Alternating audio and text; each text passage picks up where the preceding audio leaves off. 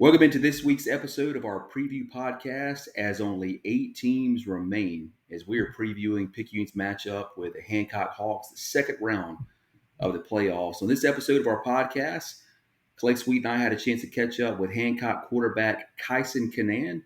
Then Clay and I will break down the matchup between Picayune Maroon Tide and the Hawks. We'll give our thoughts. We hope you enjoy. Look forward to seeing you on Friday night. Just thanking you for taking time for us here on the podcast. Yes, sir. I appreciate y'all having me on. All right, Kyson, tell us you had a monster year last year. You've kind of doubled down on that. Numbers even better this year, but you've done it under two different systems. You as a quarterback, what's the adjustment been like under the new staff compared to the old staff? And how may that help you on the next level to be exposed to a couple of different offenses?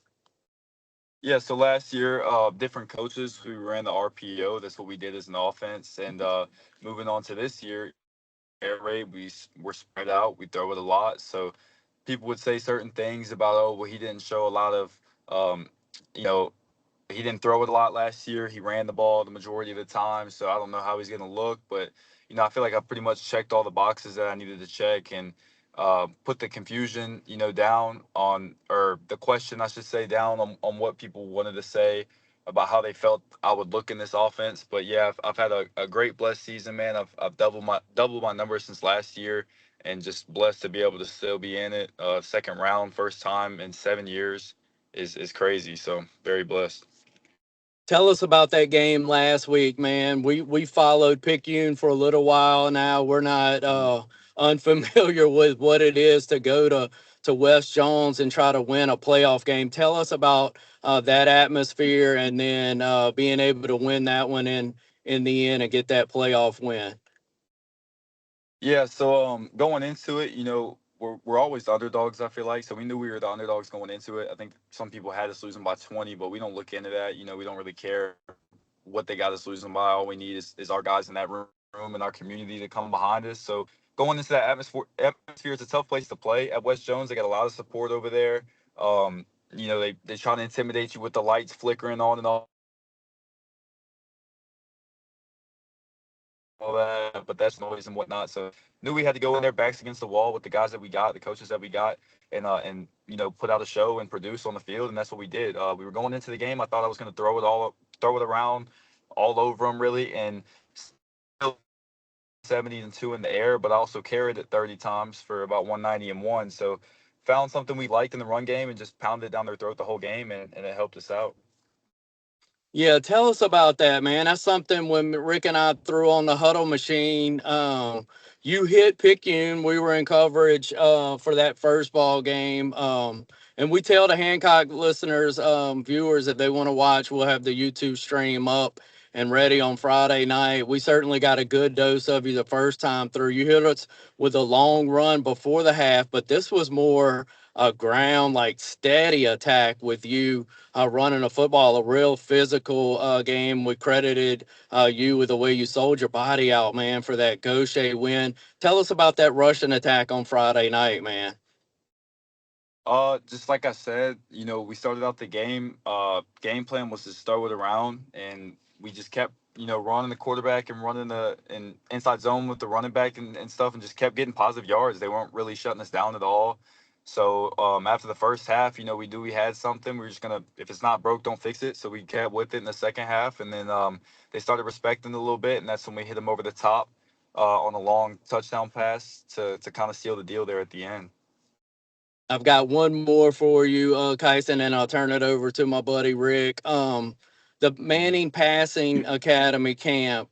I've seen the recent. I'm not sure how many times you've been over there, but any cool stories from it, or any college guys that you've gotten to work with that kind of made an impression on you?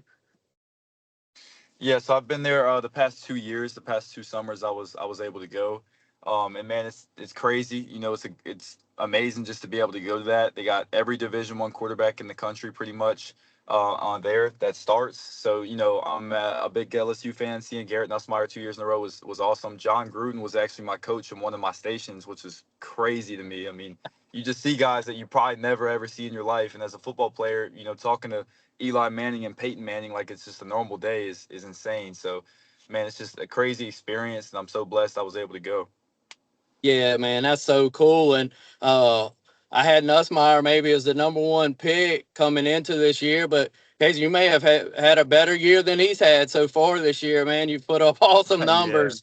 When I saw the yes, picture of sir. y'all, he may would trade years with you. I'll turn it over to you now, Slick. Yeah, thanks for that, Clay. Tyson, going into this season, what were some goals that you had personally for development? What were some things that you wanted to work on that you felt like you needed to add to your game, and how do you feel like you've done to this point? So personal goals, I would say just my all around game as a true passer. I mean, I showed everybody what I could do on the ground, but there was a lot of talk about oh, he's an athlete and stuff like this, and I still get that talk, which is fine because I'm really athletic. I'm a football player at the end of the day.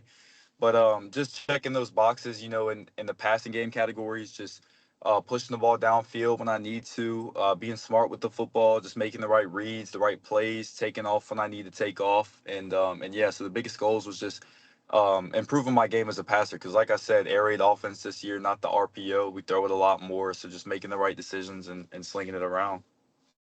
And Kyson, going into the West Jones game, Clay's already mentioned that's a tough place to play. We know that from experience. But what really stood out to me was, man, you hold a group like that to only 14 points. You play on the other side of the ball, but talk a little bit about just what how well the defense played, and I mean, how are you interacting with them on the sideline? It sure seemed like you helped fuel that side of the ball as well. Yeah, man, I was so proud of those guys. Honestly, I just uh the first drive when they went up quick with that touchdown on the first drive they had, I was picking them up. I was telling them, let's go. Offense is going to keep working. And offense had, I think the next possession was like a 7-yard drive. We stalled out on 4th and 4 from like the 7-yard line, incomplete in the end zone. But just told my defense, keep working. And they got stop after stop after stop. I was so proud of those guys. They were bouncing around. Everybody was making plays, flying around, hitting people. Got a pick at the end to seal the game. So I was just so proud of those guys that they could go out and do that, especially with people saying they don't think that our defense can keep up with their offense. And I'm pretty sure they shut that narrative down, and put all that away. And Kyson, looking at just the next steps for you, of course, I know you're focused on the matchup with Picayune this week, but tell us a little bit about some recruiting aspects. Are you getting any calls from coaches or any schools that have been reaching out to you for the next level?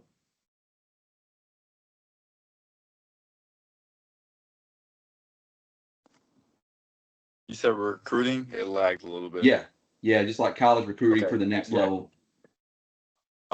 Yeah, I was at Nicholls State this past weekend. The coaches had me out there to watch the game and stuff like that.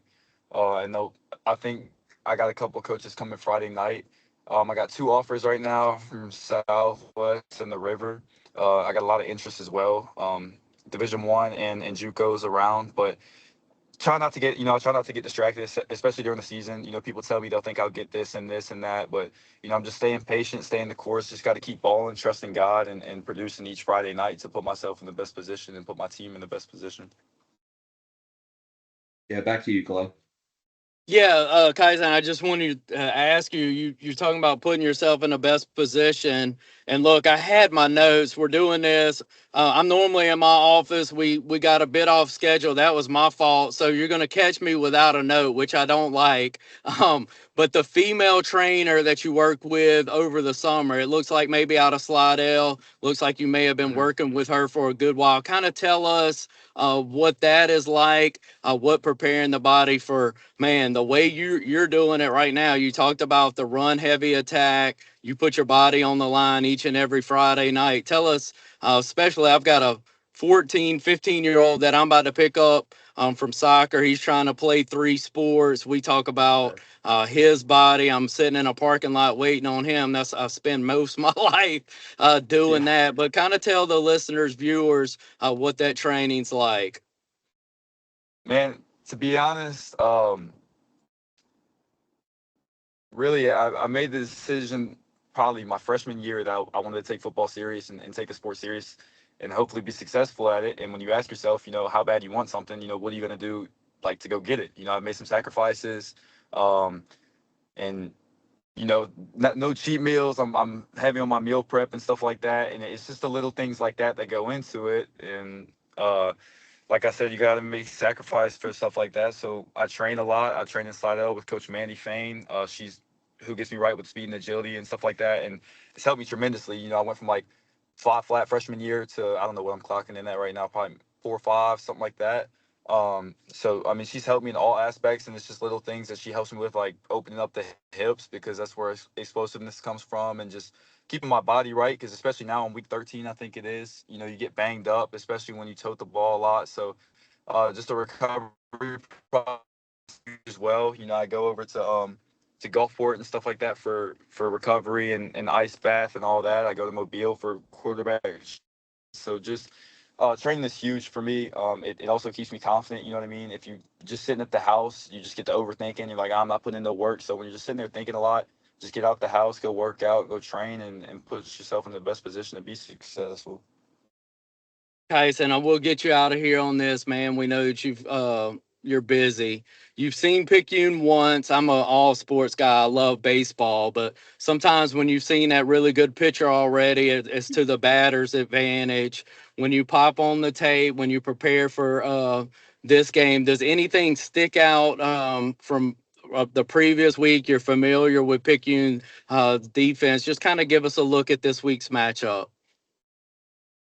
Yeah, so just got to start out hot. We don't want to let these guys get up on us. Got to start out hot. Um, I tell the guys all the time, like in the pregame huddle, adversity is going to hit tonight. How are you going to respond? Because we know, like, not everything's going to go your way. You will never play a perfect football game. There's always going to be something that goes wrong. It's just how are you going to respond to it? So if we go up early, great. Let's stay on it. If they go up early, like Wes Jones did when we stalled out, or no, threw an interception, and then West Jones came and scored quick, and that was our only turnover of the night, and we won the game. So if they start out quick and hot, we just got to bounce back and then keep it rolling like we did last week. Or if it's vice versa, and we start out hot and they're slow, then just keep the brake or keep the gas on them and don't let up. Man, thank you so much for your time. We look forward to shaking your hand before kickoff on Friday Yes, night. sir. Good luck to you, sir. Yes, sir. I appreciate y'all. Thanks, guys. Appreciate it. Yes, sir.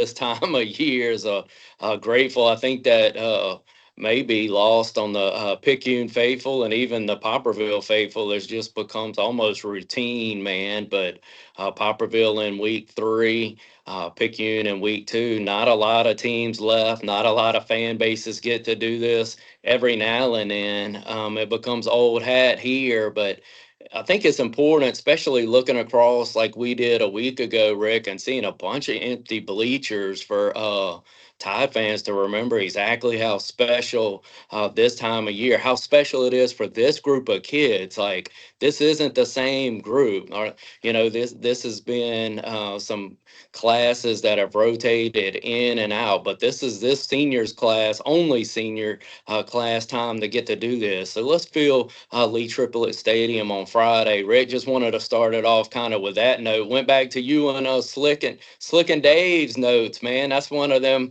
imploring the crowd to get back there and be at Lee Triplet, kind of like y'all used to do back in the day. Yeah, I thought that was a great, and I was thinking the same thing. We're on the same page a lot now, as long as we've been doing this together. But, to that, Clay, I'll back up a little bit too. Some things that really, I'll just say it, man, kind of gave me goosebumps after the game last night, last Friday night, the big win over George County was in the post game podcast, the reference of team led meetings, individual led meetings by these seniors. I think they're starting to realize the magnitude of this. You only got one senior year, and you only got 8 teams left this week that get to do that. So I love the fact that these players are starting to now realize that, and they're starting to pull these kids together and say, hey, listen, let's talk about this and talk about our expectations. Yeah, the try factor, man, when you're just really trying hard, and then the urgency factor. I think that gets lost sometimes in high school athletics where you're only going to have a few that are going to go on and play at the next level. You're only going to have a few just God given spectacular athletes. But if you get that try factor up high with a bunch of guys and you get that urgency with a bunch of guys, you can do something really special. We saw a complete game from Picayune last week, and I think it had a lot to do with those two things. I agree, Clay. And listen, I mean, as far as speaking as someone who's played football on another level and at a high level, I can't do that. But look, going back to high school and that locker room and those kids that you've grown up with your whole life, you're not going to have another opportunity to do that again. And God's blessed me, man, in ways that I'd never imagined or it could ever deserve from Him. But when I think back at some special moments, that's where I go back to, right? Because you're not going to have familiarity with the players that you play with on the next level. And look, things may not go your way. We're seeing that, man, with a lot of these kids that were highly taught athletes. They go on to the next level, maybe phase out. You got to take advantage of this. When you get our age, this is what you think back and remember on. No, you're exactly right. So, like, I'll do it on the other side. A lasting memory I have is the heartbreak. The Picayune basketball team I was on my senior year got upset early. Crystal Springs came to a Kelly Wise shot. It felt like 90% from the floor. Just every shot they look at, they made, and they caught lightning in a bottle. Beat, man, we were so good my senior year. We talked about Sylvester Stubbs a few weekends or a few weeks ago, and how much he meant to me personally, the Thai community. He was our leader. He wore a family reunion T-shirt underneath his jersey every ball game, and he gave me that after that loss. But just the emotion, the stuff you feel from high school athletics, special stuff. No, you're right, man. And I remember you talking about that. Even when we were college roommates, you asked for it every game. But after that last game, he took it off and gave it to you. I remember seeing you wear that. So yeah, you don't forget that kind of stuff, man. And you'll remember every play you made. You'll remember every play you didn't make. You look at like people like Coach Cody Stogner and Seth Haid that also played college football. This is what they would go back and do again, right? Like it's this kind of stuff. It's this environment with your comrades. Again, the kids that you played with your whole life. This is where they'd want to go back and do it again if they could.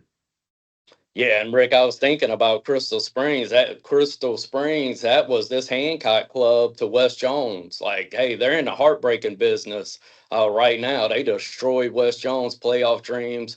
We're gonna catch a live opponent feeling pretty good about themselves after you go win. Man, you go win a football game in Sosa, Mississippi. You've done something, and that's what they were able to do in the playoffs. That's tough. Yeah, no, and you look back at some of their numbers last week, Clay. The balance they had has probably been the best balance they've had in a long time throughout the season. 232 on the through the air, 165 on the ground. You go back to the Picayune matchup, which was a few weeks ago, seems like an eternity now. 292 through the air is what Canan was able to put up, but only 87 yards on the ground. So we did a pretty good job. He had the big play before the half that made it really a close game. Darren and I mentioned at halftime, people were making the exits. It's 42-14. Then he scores with the buzzer going off to end the first half, and it's a 42-21 ball game. So they're right back there in it. But the dominance too. You look at Picayune, been over 100 yards through the air in that game and two touchdowns. We had the balance that we wanted, right? Nearly 500 yards on the ground. That's what we got to go back to. So I think Hancock's looking for that balance that they had a week ago at in Soso, Mississippi. And we had Coach King on that week, as we always do on our preview, to try to have a representative. We try to get the head coach. We were fortunate enough for Coach King's time, and he talked about his defense. Like, hey, if we're going to give up some points, let's do it almost quickly, right? And they weren't able to do that that night. Picayune was able to hold on to the football, sustain drives. They went for over 320 on the ground, called a long pass, almost had 400 total yards. Did Mr. Dennis that night? But Picayune, that was as good as we had seen our group play offensively up to that point. Now they kind of matched that this past week. That was back on October 17th, scored 59 points in that win over Hancock that we're talking about. But it's hard in sports. It's hard to get 15, 16, 17-year-old knuckleheads to duplicate something and to really re-engage. But you have the carrot that is this playoff, the urgency. And so you just hope that the Tide kind of keep that front of mind this week and prep for the Hawks. Yeah, and for you're definitely right there. And you almost gotta race out the 59-28 victory, right? But you do have to go back and you'll look at the film and you'll see some things that we did well that we should be able to do again. We won the turnover battle. That was another thing. But I want to show you a few things, Clay, with some clips of what I think Kanan did really well and some things he's added to his arsenal. We know how good he is with his legs, but there's two plays here. This is a third down play. Hancock is down at this point in this game, 3rd and 2, and a ball snapped over Kanan's head. He picks it up, has a presence of mind to turn, and then throws a dart for a first down. This next play here, he keeps it to the very last minute, takes a shot, knows he's going to take a shot, and watch this, delivers it, stands in there at the last minute, gets up to the line of scrimmage. That's the two things that we've been seeing from him in that West Jones game is his ability to, we know what he does with his legs, but the play's never over, right? And we saw that the last time we played them. You can't count him out from that. He took the game over, put it on his back a week ago, and really managed the clock too. Hancock didn't come away with points, but they were driving deep in West Jones territory just about every single possession that they had. Yeah, and that's kind of, you talked to Coach King and the way that he wants to play offense, but he did talk about in our interview with him the first go around, hey, if the run's there, I'll take it. Well, they actually kind of took it with the QB, and they were the 6 to 10 yard pops that keep an possession going, keep the chains moving, real similar to what Picayune does offensively with Dennis and their tailbacks and the power. They were able to do with Kanan at that quarterback position. And the truth is, Slick, we've had trouble with dual threat guys all year long. Kanan being one of them. The score was out of hand, but he got his that night. And the two must-win situations when you look at it for Hancock. Last week's ball game for West Jones, he played tremendous. You talk about putting a team on his back. Go back to that Gaucher game. That was huge for Hancock to really solidify their playoff seeding, make sure they were good. And boy, you see clips out on Facebook later that night. This kid's doing somersaults into the end zone. Just sold out completely his body for the team in that win as well. Yeah, and you see a Hancock defense that is really selling out as well. I mean, they're going to take some chances. They really try to take away the run game. That's what makes Tootie Meyer so special. Tootie Lindsay We with got a West Tootie Jones. Myers Yeah. reference. I love it. Slick. I'm talking about Crystal Springs back in '98. Now you got us a Tootie I Myers, a got a Tootie throwback Myers. I'm going machine. back to like the same timeline there, but Greg kind of looks Walls the just same. flinched wherever he He was. I did. like it. He did, but Lindsey being more of a passer, man, but really uh, builds that passing game on the run game, and they were able to shut that down. I mean, it's hard to go win a game of checkers in so, and to go take a playoff game. This is going to be a team with a lot of confidence coming in. They've certainly forgot about the 59-28 blowout win several weeks ago. Yeah, it'd be our best bet, as you mentioned earlier, to kind of do the same Rick, when you look at it, Picayune's just not going to change our game plan. That's just not what we do, and I think it's a lot of reason why we have the success we have. But something we did do well in that first one, part of the game plan, Colt threw the ball, I believe, 6 or 7 times that game, and had a high completion rate from a quarterback spot. He threw the ball well against this Hawk defense. He did, and that's what we referenced there. That he was 4 of 6 for 105 yards, 2 touchdowns, and really his 2 incompletions were drops. He played nearly a perfect game. So we had the balance, the Picayune balance that we're looking for. If you got 100 yards through the air and the numbers we had on the ground, that's a really good night. But again, that 292, maybe one of Canaan's better passing uh, routes throughout the entire season. He hasn't done a whole lot better than that through the air. That's where we got to get a little better is taking that pass away. Did pretty good Yeah. on the against the run. Yeah, that'll be interesting too. May have to spy him too. I mean, if they're going to be willing to run with him like they've shown over the last few weeks, may have to keep some eyeballs on him. He's tough though. It's not like you can just pick any guy laying around the locker room and ask him to spy him. It's going to have to be a special dude because this guy can really run, Rick. He's got great hips. I mean, I know just watching him, he's going to want to play quarterback at the next level, but he'd be a heck of a D1 slot type wide receiver, in my opinion. No, he is. He's gonna be special, and he's got some role players around him that have really evolved in the offense. Hopgood being one of them. We'll see him line up in the backfield. He'll play in the slot. We'll see him even play defense. And then Favre, the receiver, has made some big plays as of late.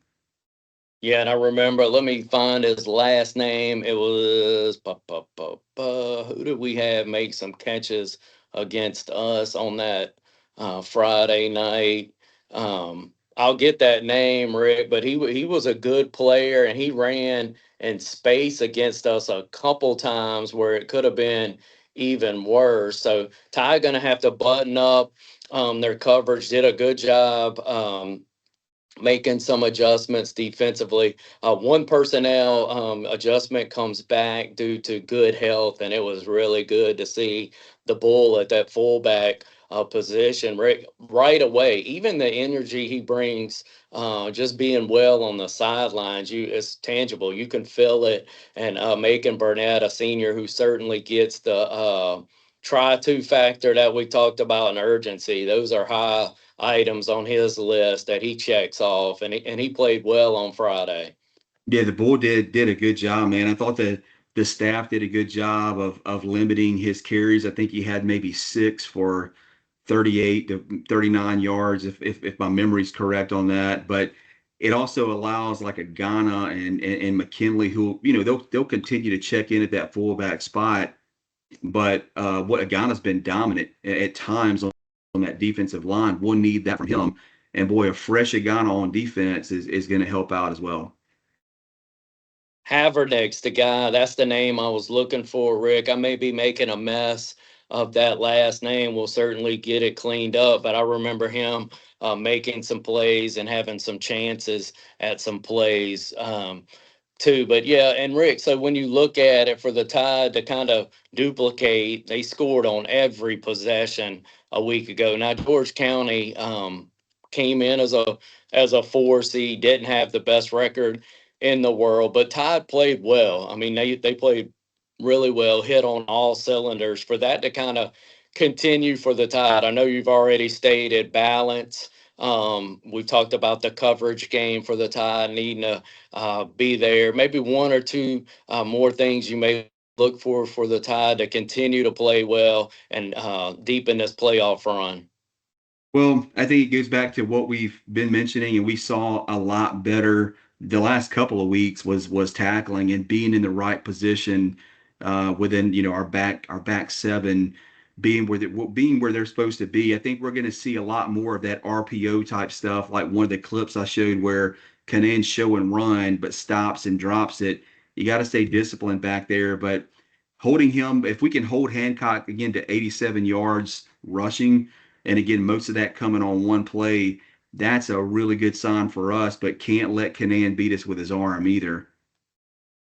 Yeah, no, RPO kind of goes back. That's what they ran before Coach King got there under Coach Lawler, who's on the Picayune staff now, which even makes even more intrigue to this fun matchup. They get to see Hancock twice. Coach King more spread it out, get it out of his guy's hand. But we saw that subtle shift last week in that West Jones plan that really allowed the Hawks to hold on to the football. We'll see. Do they go back to throwing it all over the yard, or do they attempt to be more balanced? What would be your guess there, Rick? I think that they're going to have to be balanced. I think that they're going to have to get Kanan and Hopgood going in the passing. I mean, sorry, in the running game. That's going to have to happen. If it doesn't, it's going to make it hard just to stop back and throw with the pressure that guys like Nolan Wilson and Big Mitchell Smith can bring. You just can't do that. So I think they're going to have to try to get the running game going. And I look for them to do similar to what they did against West Jones last week. They took their time, took a lot of clock, and really even got down 7-0, but never panicked, just stayed with their game plan, didn't divvy off from that at all. And I think that's what we'll see Friday night. Rick, I'm going to ask you about the other side of this bracket. Only 8 teams remain in 6A.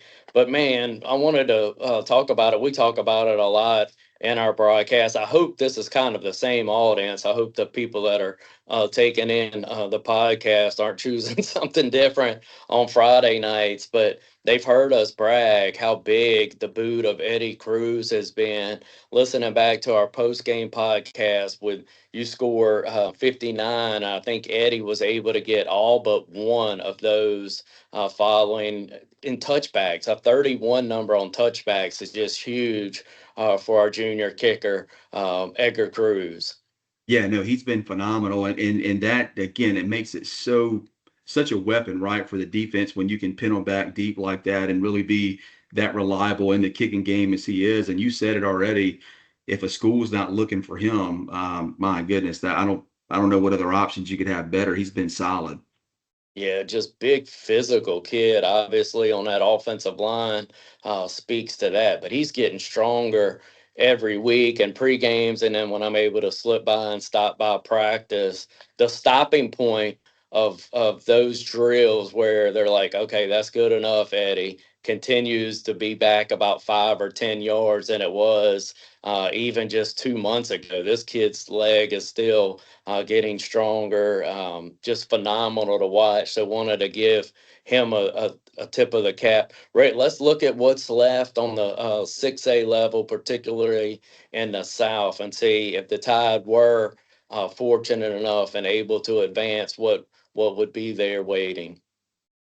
Well, I think the game that everybody's going to be looking at on Friday night is going to be the matchup between Hattiesburg and Pascagoula. So that's a hot team. You look at record wise, like this is going to be a runaway. And not the case at all. Pascagoula playing their best football, dominant over the past 4 or 5 weeks. Got to go to Hattiesburg. Will Keys play? I don't know. He didn't play against Pearl River Central.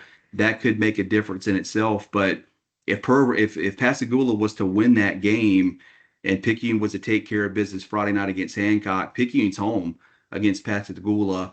If Hattiesburg gets that win, we got to make the trip down I-59 north about 60 miles or so to play Hattiesburg. But I tell you something interesting too, man. On the north side, Neshoba Central and Richland. So South Panola is the one. Neshoba Central's the 4. They're down 20-0 at the half. Win that game 28-27. They got a Richland team that is also pretty good, but when they played in the regular season, Richland only won 47 to 30, 43 to 37. So it's a close game. That'll be a pretty interesting one to keep an eye on Friday night. Yeah, that's so interesting too. South Panola had a chance. They supposedly have a decent high school kicker, had a chance to go up by 9 pretty late in that ball game.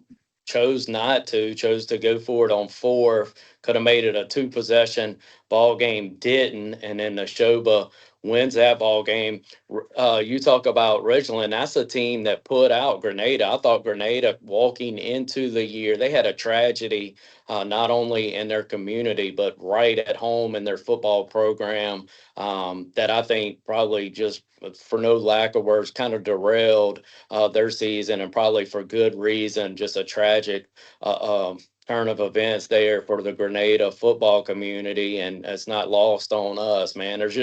I mean, there's plenty of places you don't have to look far to have your prayer list extended and care, and that's a program in Grenada. I got to call the 6A state championship. Coach Fair as good as they get. I mean, he is a heck of a football coach and a leader. But I really thought that if Picayune got there, and we most of the time walk into these seasons really looking that far ahead, that it would be the Chargers of Grenada sitting there waiting on the Maroon Tide. And so to see an early exit from them is interesting on the north side of the bracket.